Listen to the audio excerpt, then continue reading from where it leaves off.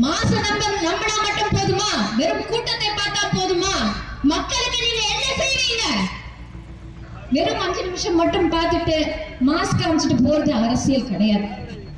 சினிமாக்காரருக்கு வித்தியாசமான ஒரு சினிமாக்காரர் யார் என்றால் புரட்சி தலைவர் எம்ஜிஆர் அவர்கள் அப்படின்றத நான் சொல்வேன். விஜயை பார்த்து பயப்படுறதுக்கு நம்மளுக்கு அவசியமே கிடையாது. ஒருத்தர் போஸ் கொடுத்து அரசியல் செஞ்சுட்டு இருக்கிறோம்னா மாச நம்பி மட்டுமே அரசியல் செய்யற ஒரு புது கட்சி வந்திருக்கு. மாச நம்பினா மட்டும் போதுமா? வெறும் கூட்டத்தை பார்த்தா போதுமா?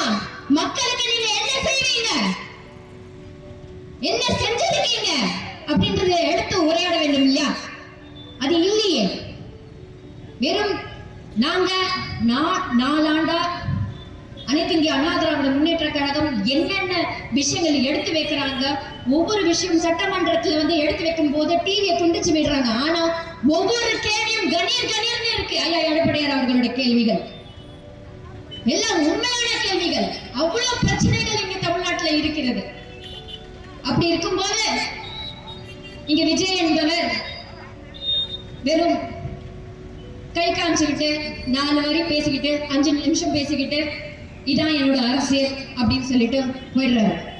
மக்களோட பிரச்சனைகள், போதைப் பொருள், இந்த மாதிரி பாலியல் வன்கொடுமைகள், பெண்களுக்கு அத்தனை விஷயங்கள், பள்ளிக்கூடத்துல சரியான உணவு கொடுக்கறது இல்லை, காலை உணவு கொடுக்கறேன்னு சொல்லிட்டு சரியான உணவு கொடுக்கறது இல்லை.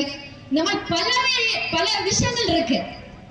ஒரு சாதனை கூட செய்யாத திமுக இருக்கு. ஆனா வெறும் 5 நிமிஷம் மட்டும் பார்த்துட்டு மாஸ்க் காமிச்சிட்டு போறது அரசியல் கிடையாது. இங்கதான் புரட்சி தலைவர் எம்ஜிஆர் அவர்கள் வித்தியாசம். அவர் நடிச்சுட்டே அரசியலுக்கு வரல. அவர் அரசியலுக்கு வரும்போது மக்கள் பணி அங்கேயே ஆரம்பிச்சிட்டார். நடிக்கும் போதே இருந்தது, தொடர்ந்து இருந்தது. மக்களோட பிரச்சனை, உணர்வுகள், அவரோட படத்துல ஒவ்வொரு விஷயத்திலையும் அவரோட படத்துல பிரச்சனைகள் என்னவோ அது எடுத்து சொல்லுவாரு. வெறும் என்டர்டைன்மெண்டா மட்டும் இல்லை அவர் படம். மக்களுக்கு நல்ல செய்தி, ஒரு தாய்மாரை எப்படி மதிக்கணும் அப்படின்ற ஒரு செய்தி, அந்த அளவுக்கு ஒரு நல்ல செய்தி உள்ள விஷயம். வெறும் சினிமாக்காரங்க வந்துட்டாங்க அவ்வளவுதான் அப்படி இல்ல.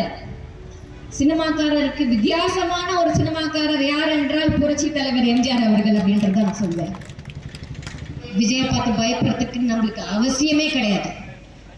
இளைஞர்கள் வேணா அங்க போய் மாசுக்காக ஆசைக்காக பார்க்கலாம்.